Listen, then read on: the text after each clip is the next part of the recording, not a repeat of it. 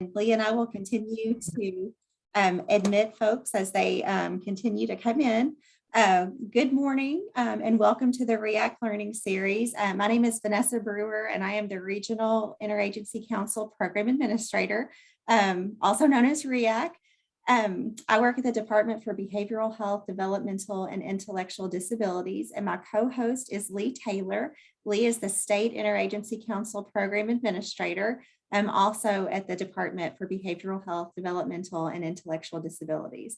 So if you've not attended the RIAC Learning Series before, I'd like to provide just a snippet of how and why these series came about.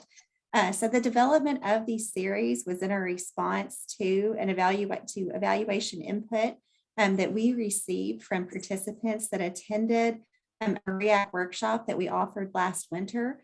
Several topics were listed as needing more information to support the work of RIAC and system of care efforts.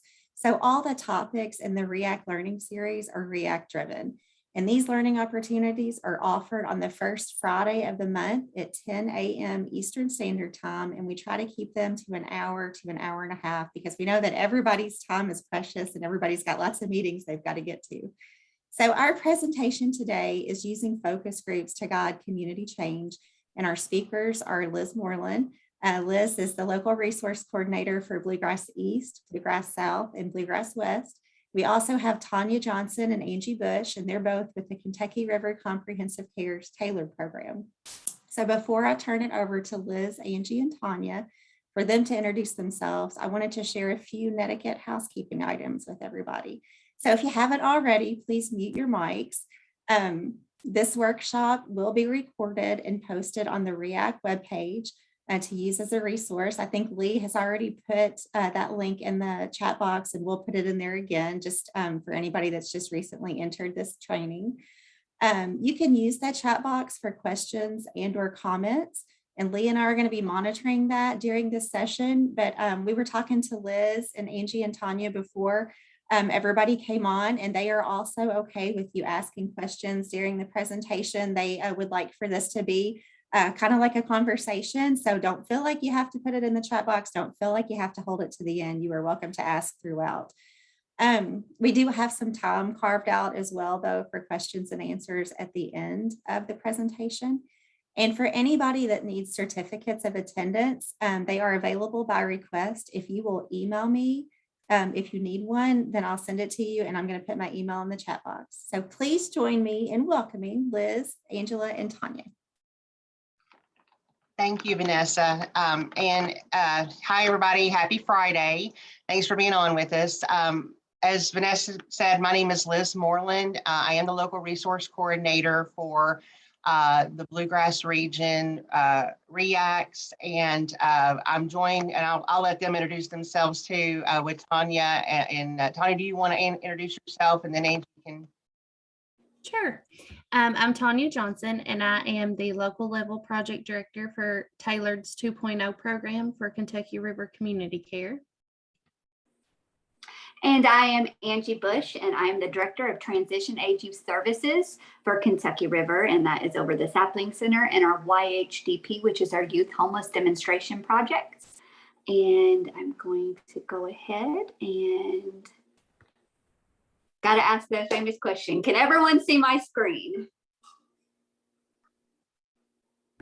Yes, we can see it. Okay.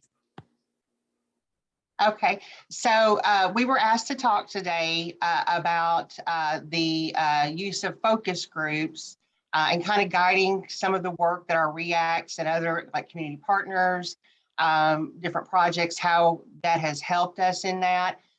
So basically, a focus group is a tool. It's a research tool where you can collect information and data directly from participants.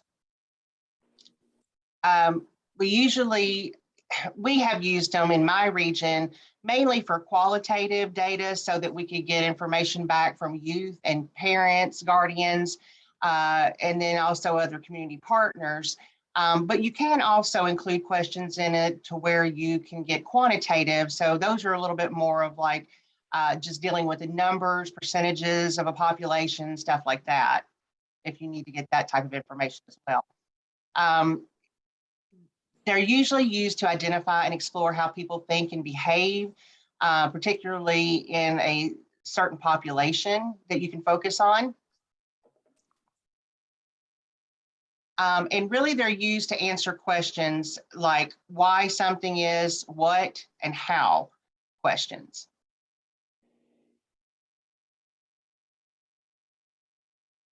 Okay, some of the uses for the focus group are to identify the needs of, like I said, a target population typically. And then you can take that data and generalize it to a larger population. So if you were wanting to do certain, gain certain data about youth in a particular area, say a county of your RIAC, you can then use that possibly to kind of generate out into the full community. Let's see, you also can understand the thoughts and behaviors, and you can use those results to kind of guide your work, particularly for projects on the target population. They can also assist with policy and procedure development and guide positive change. So a lot of this information you can take to, we often take it to the SEAC. Our different RIACs can do that, who can then pass it on to other community partners and state agencies so that they will know in your particular region how things are working for youth and for your families.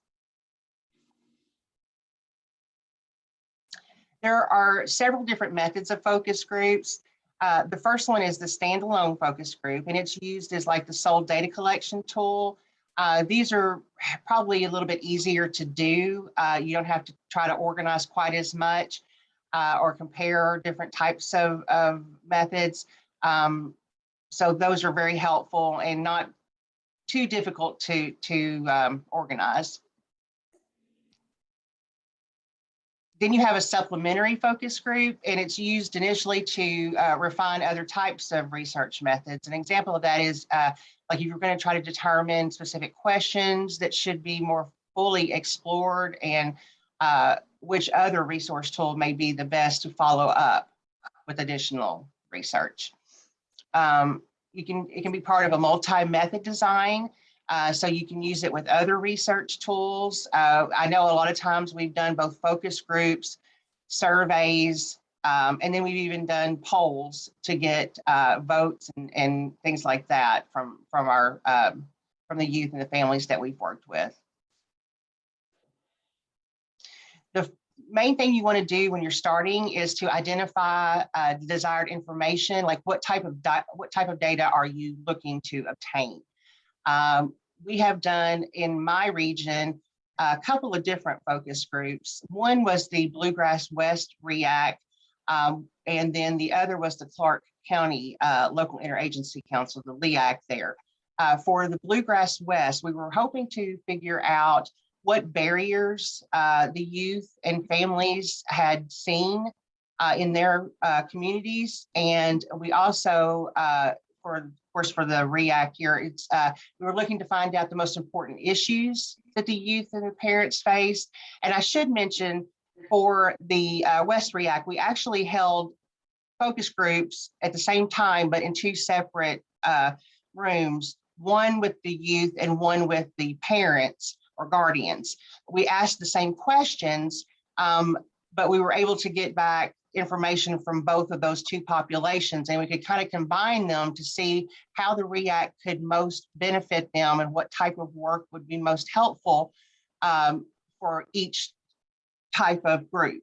And I'm going to talk a little bit later about the results from that particular focus group as well. But so we were looking at the most important issues that they thought were going on in their own community, how they themselves had been affected by those issues and possibly barriers, things like that.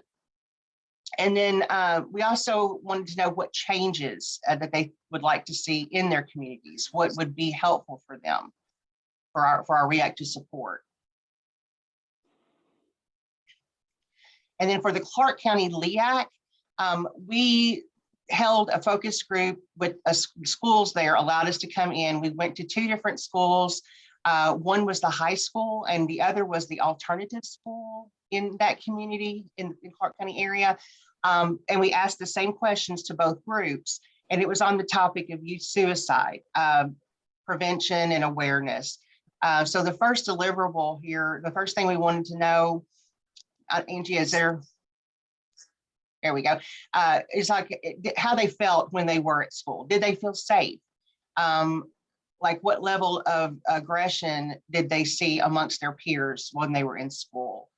The second one, second bit of information we were hoping to gain were the views of youth suicide prevention efforts and how they saw it, how the youth themselves saw the prevention efforts being implemented in their schools. And I know a lot of you all have probably worked with schools in the past, and this has come up a lot, that many students felt like it was just sort of like a box that the school had to check, to make sure that they had covered that information. And they really didn't feel like they were, focusing as much on it as they should. And I know that because of that, some things in Clark County have really turned around. They're all really focused now. The superintendent's wanting to implement Sources of Strength, which is a peer-led suicide prevention and awareness program, very positive, and that is being implemented now in all of the schools in Clark County.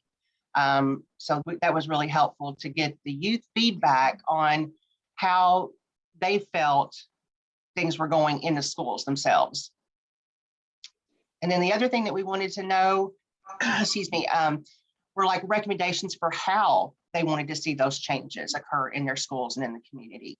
What type of, like for instance, the sources of strength, what other types of activities, programs, speakers, support groups, things like that they really believed would reach their peers more than what they were currently implementing in the school system.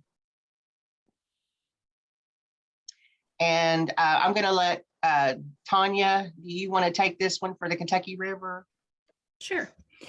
So with Kentucky River's focus group, our very first focus group, our deliverables consisted of exploring how to encourage youth to utilize the local drop-in center and increase membership.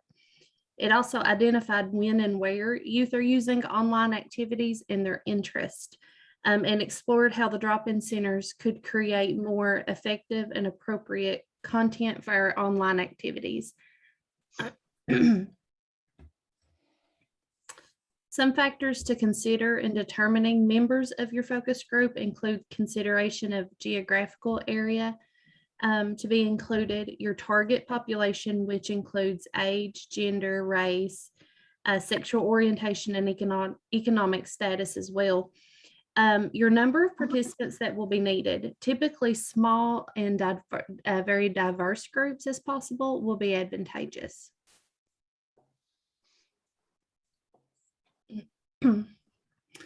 When Bluegrass West conducted theirs, it was 2 groups with the same discussion points, with 11 parents and caregivers in one group and 16 youth in another group. Clark County, their focus groups had 2 different schools within the county, 8 students at the main high school and 7 students at the alternative school. And then when we had ours at KRCC, it was also 2 groups. However, one group was in person and the other participated virtually. Both groups were held at local drop-in centers at 2 different counties. We had 9 participants, with 8 being male and 1 female. To look at different types of focus groups, there's several different types, including single focus group, which has 1 moderator and includes 1 discussion group. There's a mini focus group, which has fewer numbers of participants, and this would typically be like 4 to 5 participants, and allows for a more personal and comfortable atmosphere. It can also be less intimidating. There's also 2-way focus groups with 2 moderators and 2 separate groups. One group observes the other, providing the answers and discussion. The observing group may provide additional insights on your topic.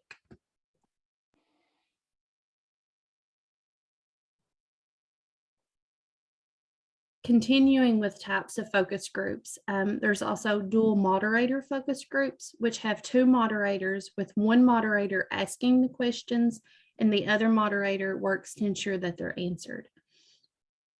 Whereas dueling moderator focus groups have two moderators debating opposing sides of the same issues. Lastly, there's a respondent moderator focus group where members briefly assume the role of moderator, asking questions of their other group members. Tonya, I'd like to say something. I'm sorry to interrupt you. I just wanted to interject. This particular one, although we didn't in our region utilize the respondent moderator focus group type, I wish that we had, because I feel like that this particular one would be really helpful for the purpose of our RIACs and LEACs, because we are trying to focus so much on gaining information from parents and youth themselves, that it would be really helpful to have them participate as being a moderator, because they may actually start bringing up some questions or points that we did not initially think of. So I would really recommend, if you're going to have one with your youth and parents, that this would probably be a really good one to focus on. Thanks, Tonya. Oh, you're fine.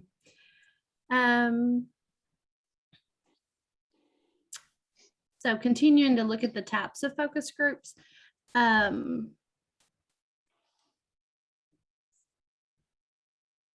I lost my spot there.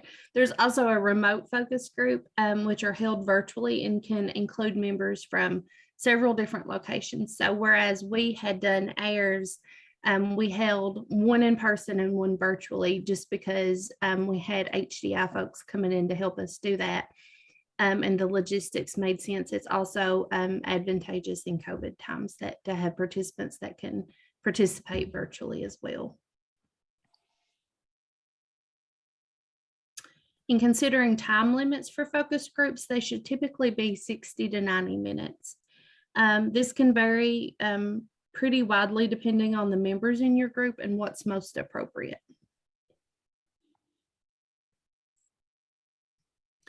Some tips we wanted to cover for developing questions for discussion include enlisting help from youth and families in determining your types of questions, using open-ended questions, and starting with introductory questions, which can help set the tone and prepare members for further discussion.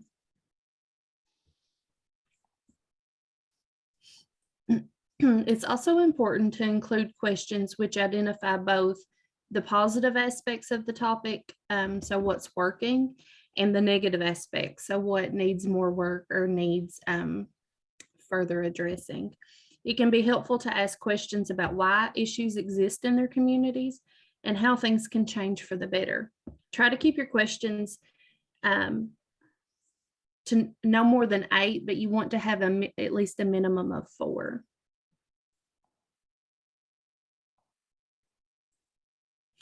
Be sure to keep in mind the purpose of your group, as well as what you're going to do with the information once you have it.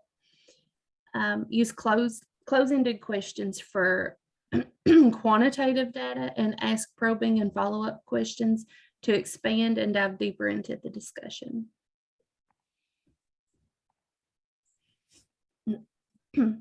It's helpful to use exit questions in closing and to gather any information that may not have already been discussed. You'll need 4 to 8 open-ended questions consisting of 3 types. And so those the 3 types that you will need are engagement, exploration, and exit questions. Items to be sure that you have prepared and ready for focus groups include a private and comfortable place to meet, snacks, incentives, name tags, pins, sign-in sheet, consent forms, and you want to make sure that you not only have developed the ground rules, but they're displayed throughout the focus group. In analyzing the results of the focus group, you'll need to write a report for each group that you conduct. You'll summarize your findings by category and determine how data can be applied to the larger community. And so looking at the advantages of focus groups, I'll hand it back over to Liz. Thanks, Tonya. So like with anything, there are advantages and disadvantages to using focus groups. One of the advantages that we have noticed, and I'm gonna let, there we go. Focus groups can provide a diverse set of responses. So when you're, again, you want to find or figure out the members that are gonna be appropriate for your purpose, but try to make it a very diverse group so that you can get feedback from many different folks, different populations, different communities possibly within your RIAC area. But that is an advantage because it will just give you a lot more information than if you keep it small. Again, as Tonya mentioned, you want them to be fairly small, but you can also hold different groups at the same time, and that might make it a little bit easier for you. Another advantage is that it's going to build on top of itself. When we've held focus groups in the past, as I mentioned, a lot of times the participants will bring up issues that aren't specific to the questions, but you may lead you. You want to try to keep everyone on track and keep it focused on the topic and the information that you're looking for.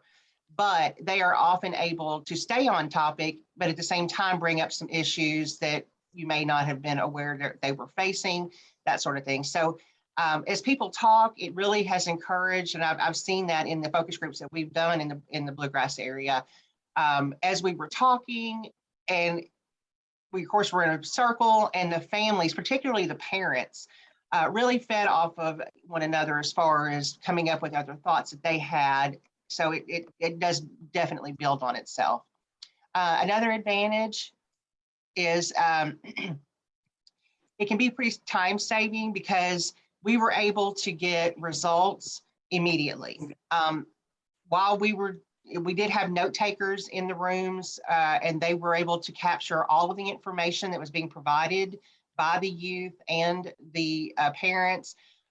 So that was, it was really helpful to have that, because as soon as the focus groups were over, we were able to take that information back with us and immediately begin analyzing it and gathering and organizing and pulling out the really good information that we were able to obtain. As far as the disadvantages go, they can be, like Tonya said, they can be kind of intimidating to some members, and that could cause you sometimes to not get as accurate and full, complete information as if it were going to be a little bit more anonymous type of a tool or method. But if you're able to really start it off and make them feel comfortable and allow them the time that they need to kind of open up and start the conversation in depth, then it kind of decreases that intimidation factor. You also want to choose a moderator who is able to communicate well back and forth. We actually did have one incident, I hate to say, in one of the parent groups where the moderator said something not intentionally, but it sort of offended one of the members. And so we had to kind of do some repair work really quickly. So you want to choose someone with the capability of interacting with the group, but not interjecting their own opinions as much as possible. That's just another tip I wanted to throw out there for you guys. They can be a little bit more expensive because you are having them in person a lot of times, and you want to provide them with a very comfortable area, like Tonya mentioned. You want to give them, just a relaxed feeling and a comfortable environment so that they're going to feel safe opening up and talking about these particular issues, because a lot of times they're very difficult issues to discuss. So you really want to provide a nice environment for them, and that can be a little bit expensive, but it's definitely worth it to be able to get the type of feedback from them that you're getting, as well as having immediate results and information. So you definitely have a return on that investment for a focus group. Another disadvantage is that they may not be an exact sample of the larger population. That is why it is a good idea to make it as diverse as possible. Again, depending on the information and the data that you're attempting to obtain and the target population. But typically with our work in the RIAC, we're trying to help all different communities in the larger larger area of the region. So we try to get as diverse groups as we possibly can, which will be, more of we can generalize that a little bit better out to the larger community. There are a few more tips for conducting a focus group. I know Tanya's gone over a few, but you definitely want to make the environment comfortable. You want to have the good lighting, seating, temperature in the room, and then you want to provide refreshments. Again, it's going to depend on the time of day. We as a group for the Clark County, we were able to provide a lot, I'm sorry, the West, we were able to provide a lot of refreshments and different things like that because we held it at a public library, and we had it later in the day after school. So the library allowed us to bring that stuff in.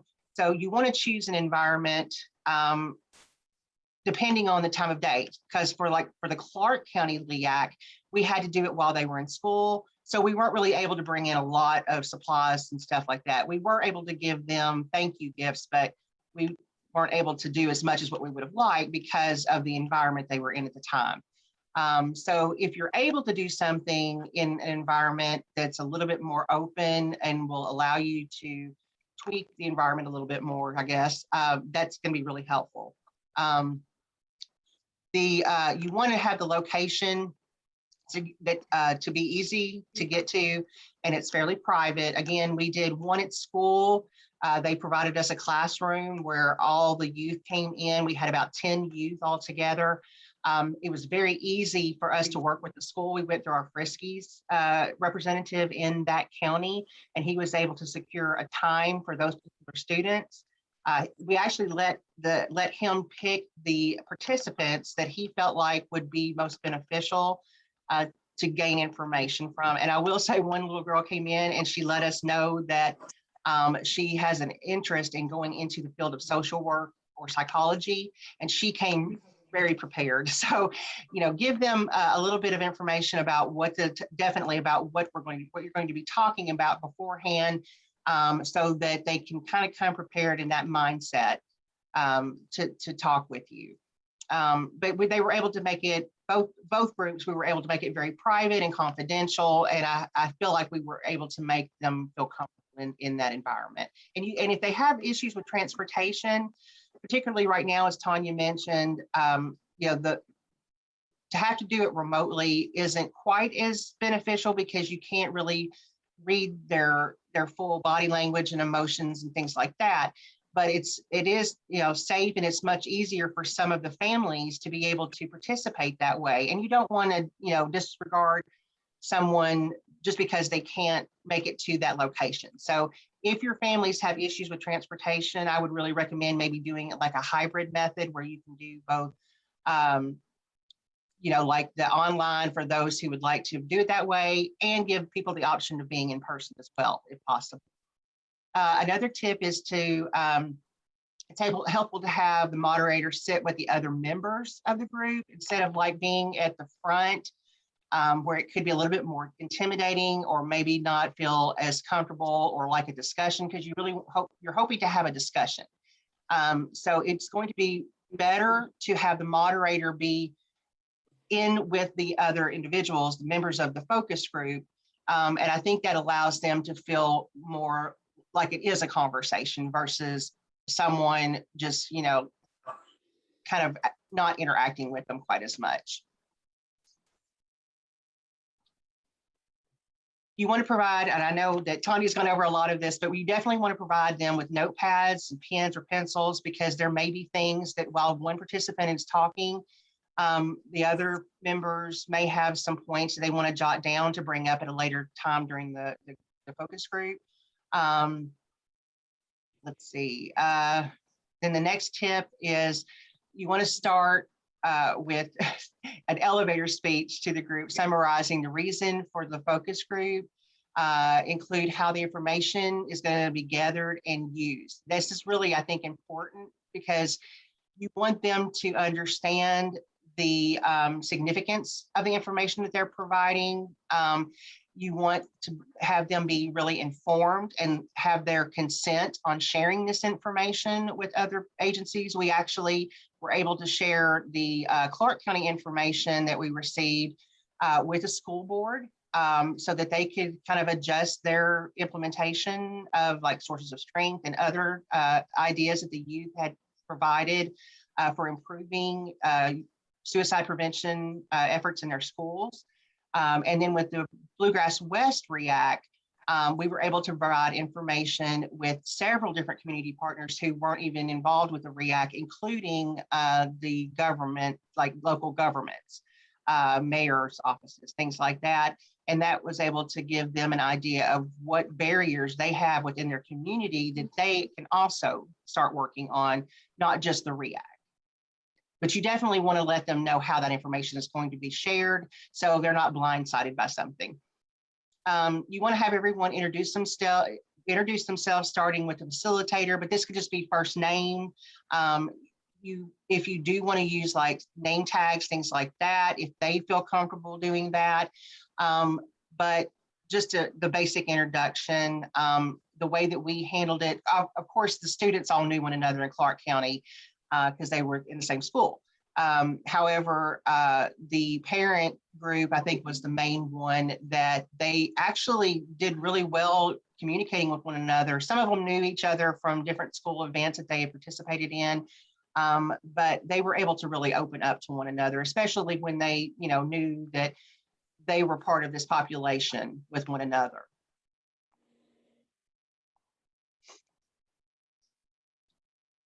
You want to be sure to include mandated reporting information, that any information involving potential harm to themselves or others will have to be reported, although any other information that's discussed will be anonymous when the results are gathered and data is shared. You want to provide contact information for follow-up. For most of the RIACs, it's probably going to be my coworkers or my counterparts, will be the ones probably who will have the best way of communicating with the members afterwards. So you want to make sure you provide some contact information, and also maybe the chairs of your RIACs can do that.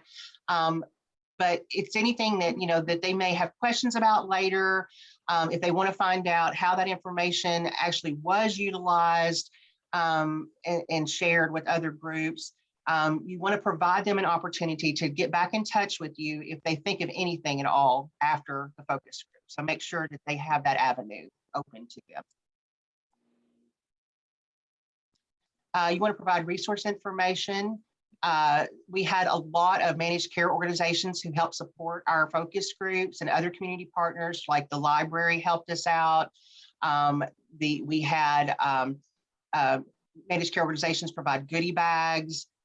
We were able to put together, New Vista was able to put together a lot of little thank you gifts for the youth. And in those little goodie bags, we provided community partner information. So it's a really good opportunity to share resources that are in your community that are available that they may not normally hear about. So reach out to community partners, see if they would be willing to donate food or a meeting space, something like that. But you definitely want to give the participants a thank you gift of some sort for their time, because they're really, they're offering to provide some really helpful, beneficial information for their entire community. So we really want to show them that we appreciate their time and help with that. So at this point, I was going to share with you a little bit about, kind of show you how what we've been talking about was used and how we implemented a lot of this in our own focus groups. But the West RIAC, I wanted just to give you a few examples of some questions. The leading question is, what do you think is the most important issue youth are facing at school and in your community? That particular opening question caused a lot of feedback. So we maybe should have narrowed it a little bit, because many of them had different ideas of the issues. So if you're going to open it that way, Make sure that you have someone who is documenting as you're talking so that you can go back and revisit certain points and things like that. And then another really good question that we had is the closing question, and it is, what else do you want us to know? I know that seems like a really basic question, but to end it like that is really helpful because that creates an opportunity for them to bring up topics that they may have jotted down going through the focus group time. And it allows them to bring up other issues. We did have that happen where some of the parents particularly came up with different questions and ideas that we didn't even have included on the questions that we were going over. So providing that ending question of opening the floor up to them is really beneficial as well. As far as like some of the feedback, and this is how we were analyzing for the Clark County LRIAC, when we got the information from the youth and the parents, from the youth group, the issues identified by the students ended up being that school counselors were not as accessible as they could be. They let us know that they were more about academics and they were about the youth mental health. They noted that a lot of the staff were just brushing off alarming thoughts, excuse me, and statements that that their peers had been making. They sometimes felt isolated at school. They had a lack of knowledge around helpful resources that were available for the students. They talked about the causes of their stress that they felt like their peers were undergoing with, grades and worrying about the future, different relationships, things like that. They noted that bullying happens, but it's not a huge issue, but it is verbal more than physical in their schools. One student actually even said that suicide prevention is a joke at their school. They show videos that were outdated, different things like that. So this was something that we were able to analyze and gather and take back to the school board and provide to them. And they were really surprised that the students had provided this information. They were really kind of unaware, but it's because they never had anybody come in and do this specifically on this topic. So that's one of the things about a focus group is that you are able to gain that information directly from your source, the target population. You have immediate results and information available, and it's easy to share this information with other people. A lot of times, like verbal communication, these kind of statements, I know that there are a lot of data research tools that are quantitative, and I think those are very helpful. But I think sometimes the qualitative and the statements from the participants, they have more weight to them because it's not just a number, it's a human being, it's a youth who is providing this information. And I think that you can take it very seriously, and reach out to them to find out what their needs are. So they're really helpful. They did have some positives as well about having caring teachers. They did feel safe at school the majority of the time. So there were some positives. So you want to make sure, again, to find out what the strengths are, what's working well, not just what the needs are, because you can definitely build on the strengths. And if they identify what's working well for them, that's a very positive tool to have as well. And I'm going to let, is it Tonya? I don't know if you or Angie are wanting to talk about the Kentucky River one. Yeah, I'll go over the Kentucky River focus group. So this was actually our very first focus group that we implemented within the tailored drop-in centers under the 2.0 grant. And our topic, so this was February 1st, our topic was how to reach youth and draw in new drop-in members. So it was really about how to reach out into the community and get youth that may not typically come in or have never seen our centers. And then following the focus group, we actually were lucky enough to work with UK and the HDI program, the Human Development Institute, that wrote up our report for us.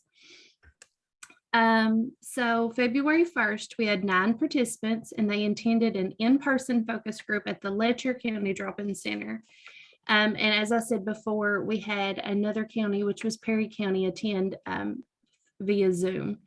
The focus group was facilitated by the local level peer support coordinator with the support of a third party, 2 evaluators with the University of Kentucky HDI program, and participants of the focus group included 8 males and 1 female aged 16 to 25. I wanted to just kind of go over the purpose of TAYLRD because it kind of explains some of the questions that we used. TAYLRD is built around the notion that programs which include transition age youth, or TAY as we refer to them, as partners in program planning and implementation, they're more effective at engaging the youth and young adults they wish to serve. To establish meaningful youth engagement, youth are viewed as equal partners with adults in the decision-making process. Programs and activities are developed with the youth instead of for the youth. And so youth focus groups are just one tool for implementing youth voice. And we really strive to be a youth-led program. The purpose of the focus group was to determine when and where youth are online and where their interests lie.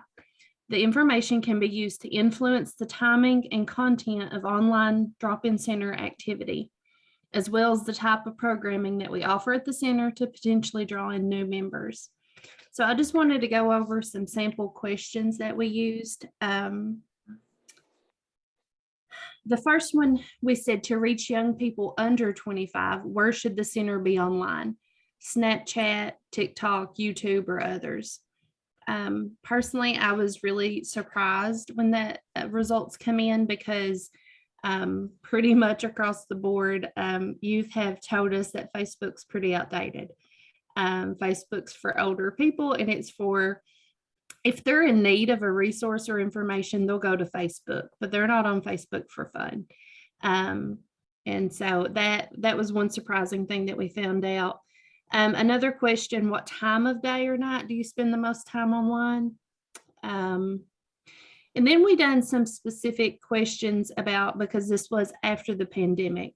So since the pandemic, have you done something online that you've never done before, like watching a concert, going to a virtual hangout, online activism, or attending a webinar?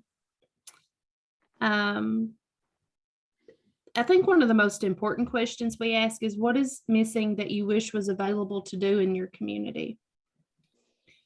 What things do you want to do, and what are the barriers that keep you from doing them things? And then finally, if you've never heard of the drop, what kind of events or activities would make you and your friends want to go check it out? So that is the questions that we ask. And then they actually broke down our findings for each and every question. And then as well at the end, they gave us the actual verbatim answers to every question that was asked. And so a lot of that was really surprising and really opened our eyes about where our attention should be and how we should be reaching out and what content we should be providing. Because I think sometimes as professionals or as adults, we think we know what youth want, but when you actually ask them what they're wanting or what they're needing, their answers can be very surprising. And so when you treat youth as the expert in their own lives, you get accurate information to better serve them. So I'm going to pass it off to Angie, and she's going to talk a little bit more about youth engagement and TAYLRD as well. All right, thank you so much. So for this final section, we're going to be talking a little bit about youth voice, improving our youth engagement, and marketing to advertise for our focus groups. So we're first going to talk about drop-in centers, because some of you may not know what a drop-in center is. So it is a place for transition age youth, or TAY, to feel safe, grow as young adults, and find acceptance. Drop-in centers increase the knowledge of community resources, allows individuals to learn from one another, and provides a place where social and recreational activities can occur. So the drop-in center's focus is really on advocacy. Not only is there advocacy on behalf of the clients that we work with, but we promote and educate the TAY themselves on self-advocacy, so that as a natural progression, they would then begin advocating for others in their physical as well as their identified communities. Self-advocacy is best promoted through a youth-led program model. So kind of like the one moderator for the focus group that we encouraged, or Liz encouraged, for the youth to actually be the moderator. This is kind of what's going into that. This is a youth-led. It's important that they get not only these leadership opportunities, but these advocacy opportunities. And this is best done with this programming model. So the Sapling Center opened in June 2016 in Perry County, and it really was opened as a safe place to find acceptance services and fun. We currently have locations in Hazard, Whitesburg, Hindman, and Barberville. So here's a little bit better explanation on what a drop-in center is, and actually a view of one so that you can kind of see what might be enticing to a young person coming in.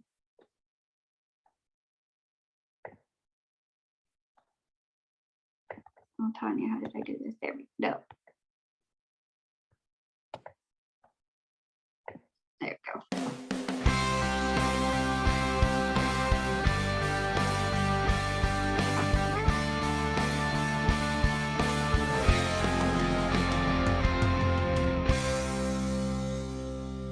The Sapling Center is a facility for 14 to 25-year-olds, which are the transitional age youth age set, and it's a safe place. It's a drop-in resource center. It's a place that they can come and take a hot shower.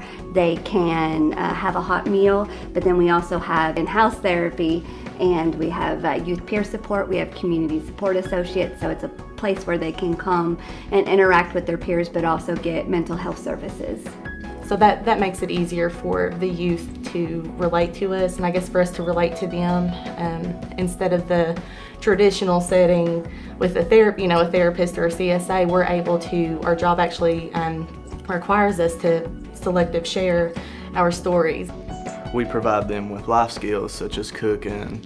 We help them get jobs, help them get housing, help them get anything that they need, help them graduate school, help them find the right college to go to, help them in any way they need to be able to transition into adulthood. And we are able to build a relationship where they are able to disclose their needs more easily and tell us what they're going through, so we can really tailor a way to meet their needs. So as far as the homelessness, we've been able to work with our interagency housing and find emergency housing, find long-term housing, which is more important because we don't want to only fix the problem temporarily. We want to be able to provide them with skills and resources so that they are able to be successful as they navigate through adulthood.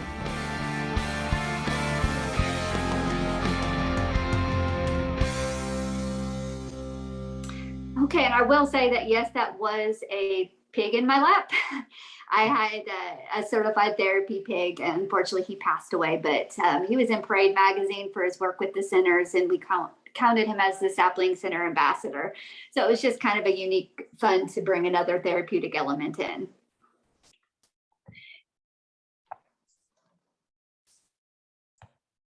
So we're going to talk really quickly about youth voice, and this refers to the actions, ideas, and perspective used by youth or young people to represent themselves. Youth voice means nothing if adults aren't listening. So we're not just there to record. We're not just there to serve an ulterior motive. We're there to really listen and to implement and take into account what they're saying. We show appreciation and respect for this youth voice by demonstrating transparency, preparation, compensation, and lastly, providing them praise. So we're going to talk really quick about youth-specific focus group. And a youth-specific focus group should be comprised of any young person wanting to make a difference in themselves, their communities, or in the world. Youth focus groups are beneficial in the pre-planning, planning, and execution phases of any new youth-focused programming or project, and also for ongoing quality assurance and fidelity of a program. So it's very important that even though we really want these young people to participate and to be advocates for us, we need to avoid tokenizing them. Tokenizing occurs when we use our participants as a means to an end for personal gain or for professional gain. This would be an example of pushing them to repeatedly share their personal experiences, pushing them to speak at events, pushing them to be a youth rep, And for the purposes of this presentation, pushing them to participate in a focus group when it's a topic that they're not invested in or that they do not wish to participate in. We want genuine, authentic participation so that we can get the most accurate outcomes for our presentations and groups. So TAYA are a valuable asset and have a very powerful voice. They provide a wonderful source of that youth-specific information that we need. In addition to having a TAY rep on RIAC, other TAY can help assist with RIAC through advertising, participation in projects, and also their TAY-specific feedback. So TAY from 3 counties partnered with RIAC and Horizon Media, and they developed and created a vaping awareness video through the focus groups at each location. So our region has seen the first draft of this project, but once finalized, it will be shared statewide to raise awareness. And the way these focus groups worked is they had the pre-planning, and then they had the planning, and then an execution. So they were involved in the process and guiding what the final outcome would look like.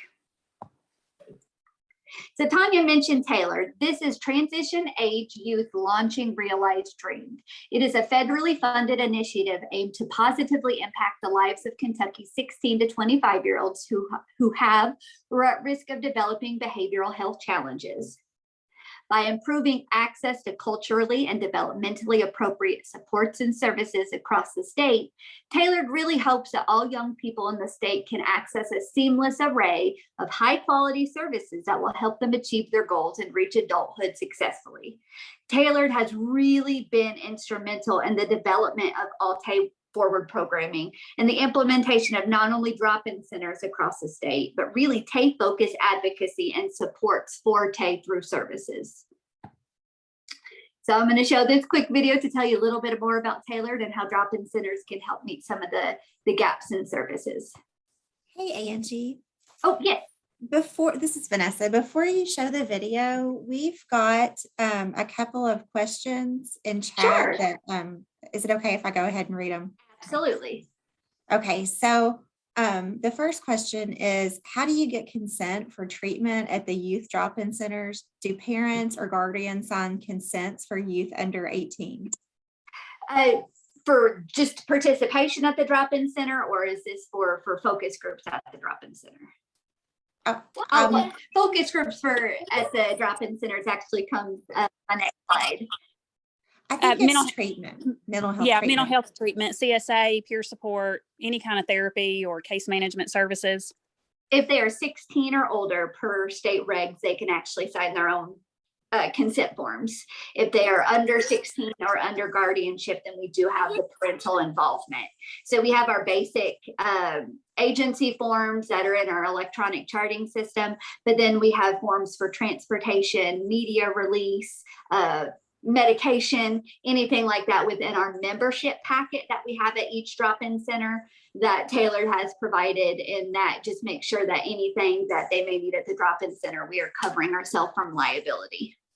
Do you have which reg that is? Because I work in a community mental health center and I'm over children's services, and everything that we've read says that only a physician can provide mental health treatment to anyone under the age of 18 unless they're an emancipated minor or have birthed the baby. And I would love. I can absolutely send that to you. And there's one more question in there, and you might be getting ready to hit on this. So if you are, just let me know. But are there age requirements / limits for youth focus groups?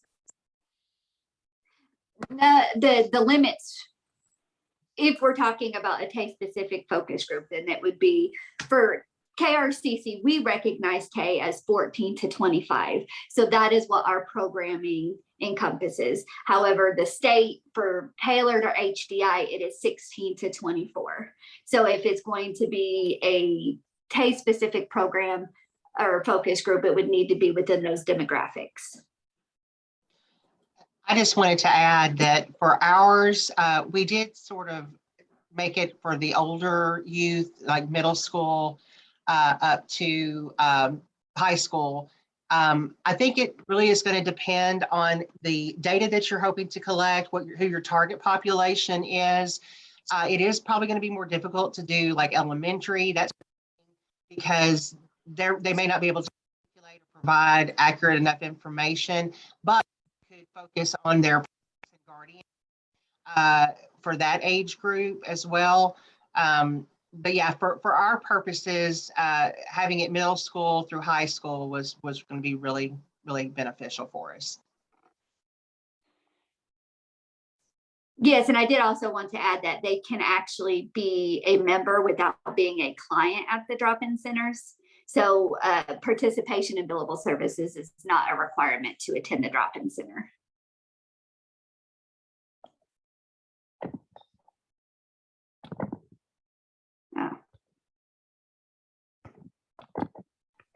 Oh, sweet mercy.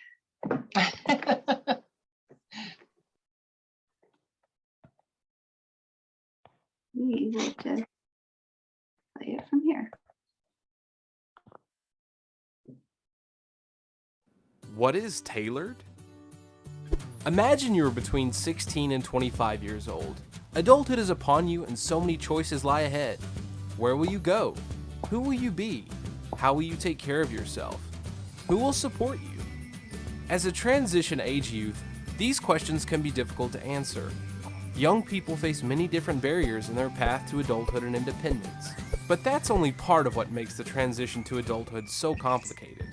Because of this, Kentucky was awarded TAYLRD, Transition Age Youth Launching Realized Dreams, in 2014 by SAMHSA, the Substance Abuse and Mental Health Service Administration. Kentucky has used TAYLRD to create 4 drop-in centers all across the state. Drop-in centers are appealing and safe places for 16 to 25-year-olds who have or are at risk of developing behavioral health concerns to come, hang out, work on their personal goals, develop assets, and get connections to resources. TAYLRD drop-in centers are staffed by Kentucky certified youth peer support specialists who are trained professionals between the ages of 18 and 35 and have lived experience with their own behavioral health challenges. Drop-in centers are meant to be fun and engaging. They have computers, pool tables, video games, snacks, and other cool things that are free of charge to use. TAYLRD hopes to achieve many other things in the 5-year grant period and beyond, including an enhanced infrastructure of sustainable supports and services for transition-age youth, more public awareness of signs and symptoms for serious behavioral health challenges facing young people and the developmentally appropriate responses to those challenges, increased outreach and engagement to youth, young adults, and their families by service-providing agencies, improved access to service and supports for young adults that meet cultural and linguistic needs, and a continuous quality improvement system, which includes data collection, analysis, and review that is used to improve the services that Kentucky's young people receive. In partnership with the drop-in locations, the community mental health centers, youth and their families, the Kentucky Department for Behavioral Health, Developmental and Intellectual Disabilities, and other state agencies, TAYLRD is aiming to improve the lives and outcomes of transition-age youth in Kentucky. If you would like to learn more, get involved, or start a drop-in center in your community, please contact us or follow us on Facebook.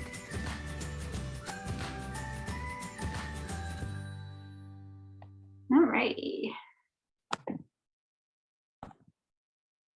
So this is just a highlight of the TAYLRD sites. That doesn't mean that these are all the drop-in centers, but these are the ones that are either TAYLRD satellite sites or TAYLRD funded sites. So I know this may be useful to some of you, and we can send this out as well.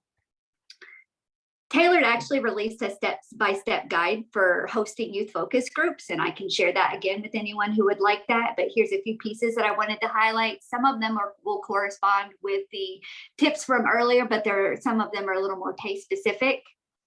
So you want one facilitator and one note taker if you're going to use the single method. And you want to do this because you need to make sure, especially as an adult working with younger adults, so you want to use active listening when facilitating the focus group. If the facilitator is busy taking notes or trying to type it out, it may be conveyed that the participants aren't being taken seriously or listened to. So we kind of talked about providing goodie bags and other incentives, but this is a reflection to show the TAY that their time and input is valuable. And not only should they be compensated for that involvement, but the incentive should be given at the time of the focus group. So we provide $10 gift cards for all our focus group participants, and we have those on hand so that we can dispense them at the close of the focus group.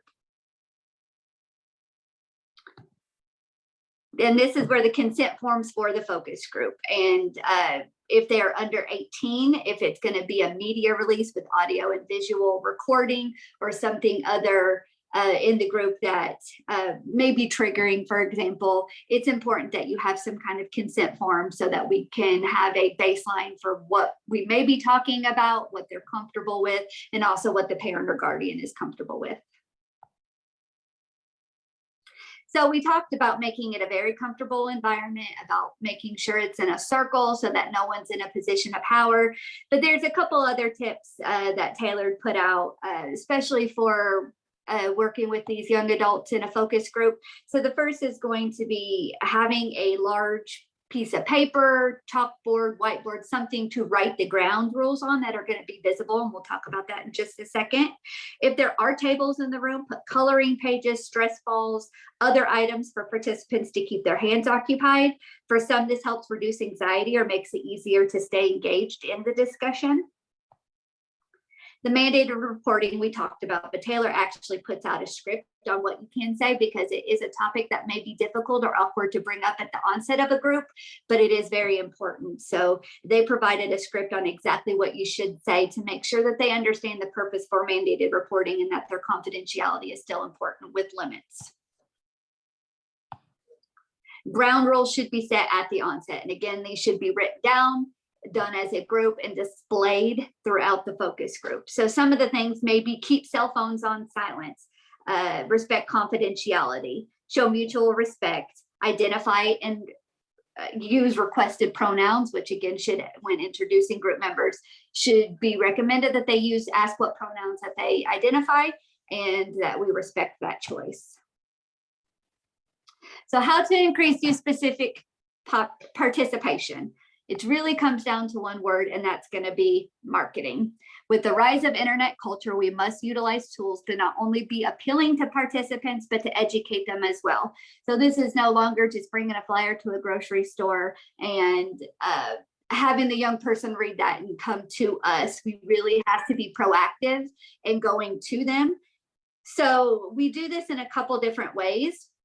Really, social media has become a very important. It is really the main way that we advertise and market to our target population at TAY. Most TAY will not make phone calls or respond to an email, so we must create other ways to market to them that is relevant and does not require immediate participation, but yet it is still engaging. So this first example is a flyer that I actually created for a focus group that we had Wednesday regarding TAY homelessness. This was printed, but it was also posted to our social media accounts. As far as you can see, it says at Sapling Center at the bottom. We have a messaging feature on our page. Each center has one, and that has been by far the best way that they contact us because it's very low barrier. Anyone with Wi-Fi can access Facebook and the messenger features. And so they are able to contact us about transportation, provide information, or just with general questions. So the second example has come about because during the pandemic, we really had to change our service delivery to include virtual services. We had virtual drop-in centers. We needed to get this information out to our young people in a fun and creative way. So this was a short video that was created to state the facts, entertain, and also provide necessary information on how to contact us if needed. This was posted to TikTok as well as to other Facebook pages.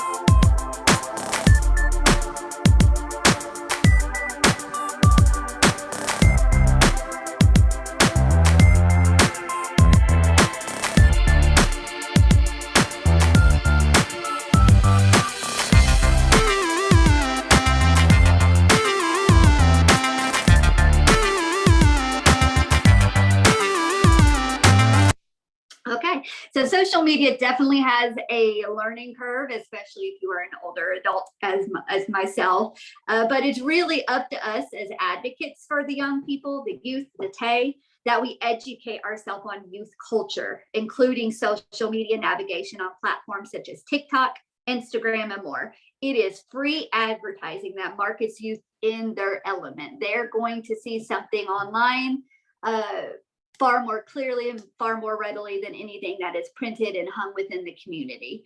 So for RIACs, I encourage you to make Facebook pages, Instagram accounts, to post positive messages in those. And that way, when you're doing any kind of marketing, you can very simplify it by putting your tags, your usernames, so that they can find you and get that information. Because if they have to call someone to get the information, if they have to follow a registration link, or if they have to respond to an email, they're going to be much less likely to do that. Were there any other questions? So we've for got either Liz, Tonya, or myself? We've got one in the chat box about the drop-in centers, and it says, are the drop-in centers inclusive as far as LGBTQ plus youth? Oh, absolutely. We have, it's approximately 43% of the youth that attend the drop-in centers identify as LGBTQ+. So that is a very active and large part of our population at the center. And it's definitely a population that we work very close with. We have one of our therapists is a trans male, and we try to offer as much LGBTQ+ forward programming as possible.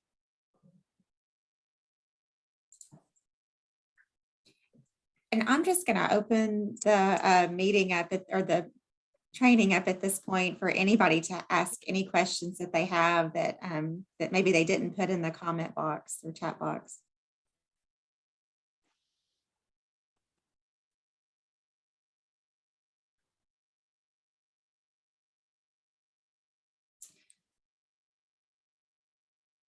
So if there are no questions, I want to thank you all for spending your morning with us. I want to thank Liz, Tonya, and Angie for this excellent information and spending your time with us this Friday morning.